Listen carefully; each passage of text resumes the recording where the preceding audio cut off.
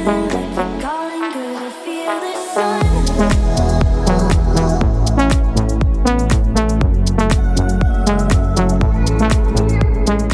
Hello ho sa inyo! For today's video, samahan nyo nga ho kung gawin itong napakagandang cake na dineliver ko nga ho kahapon. Pero bago nga po ang lahat ay may iba pa nga ho akong pa-order bukod doon. Itong first cake nga ho natin ay unicorn theme cake, moist chocolate cake, 7x4 po ang size. At alam nyo ga ho na madaling araw ko na naman nga po itong ginawa at talagang ako'y napuyat nga ho dun sa paggagawa ng mga fondant toppers para dun nga ho sa isa nating cake. Ito nga ho ay ginawa ko ng 4 AM tapos dineliver nga po siya ng 7 AM. Buti na nga lang po at 3 nga lang po itong cake ko at nagkaigi naman nga ho sa time. At syempre, buti na nga lang ho talaga at napaka-stable ni Whip It kaya naman wala nga ho akong naging problema. Sabi nung iba, mahirap daw i-prepare si Whip It pero sa amin naman ay ayos laang ho at talagang may nagamay na nga ho ng aking asawa mixer.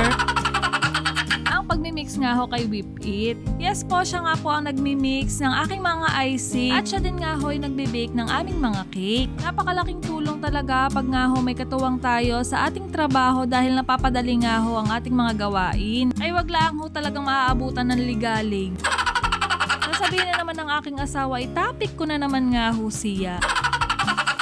At mabalik na nga ho tayo din sa aking mga cakes. Ito nga ho ipadalawang order ko. At ang design nga po nito ay butterfly theme cake na may kasama nga hong 1 dozen of cupcakes. Bali ang ginamit ko nga po di ang pang drip ay Beryl's White. At kung makikita nyo nga ho, nag-rosette nga ho ako diyan ng ilang piraso at muntika na nga hong malaglag itong nag-iisang ito. Kamali nga ho ako diyan at talagang hindi pa nga ho nakaset yung ating drip cake kaya naman medyo nag-slide nga po siya. Pero buti na laang ho at hindi nga ho tumuloy hanggang baba. Tapos diyan nga ho, naglagay na nga ho ako ng mga drudges at buti na nga lang din po yung pinaka-rosette na yon ay matatakpan din nga ho ng ilalagay nating butterfly.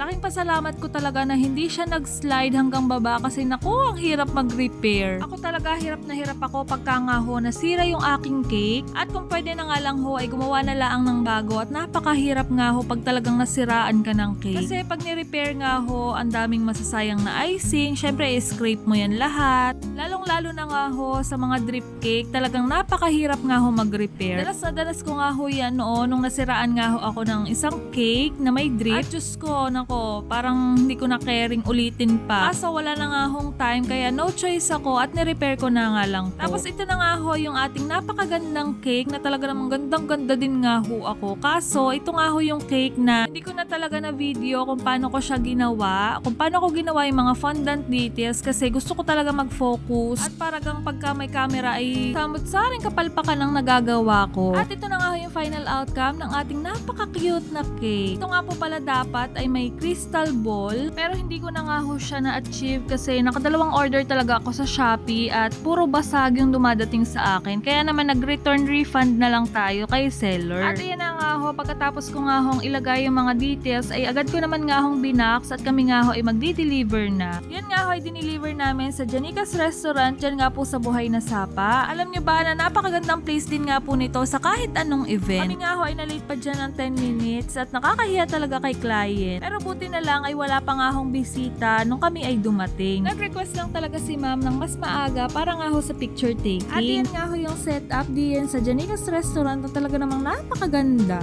At syempre, happy first birthday sa iyo, Katerina Natalia. Maraming salamat po sa pag-order at talaga nagkaroon ako ng opportunity para makagawa ng ganito kagandang cake. Talagang sulit naman nga ho yung puyat at pagod ko sa paggagawa nito at talagang napakaganda ng naging outcome. Hindi ko pa nga po sana ito tatanggapin kasi talagang natatakot nga ho ako pagka nga ho ganito yung mga design na pinapasa ni client. Pero sabi ko nga ho sa sarili ko, hindi ko talaga malalaman kung kaya ko ba o hindi kung hindi ko naman susubukan, diga. Push lang kung alam mong kaya mo sa sarili mo. Ay go!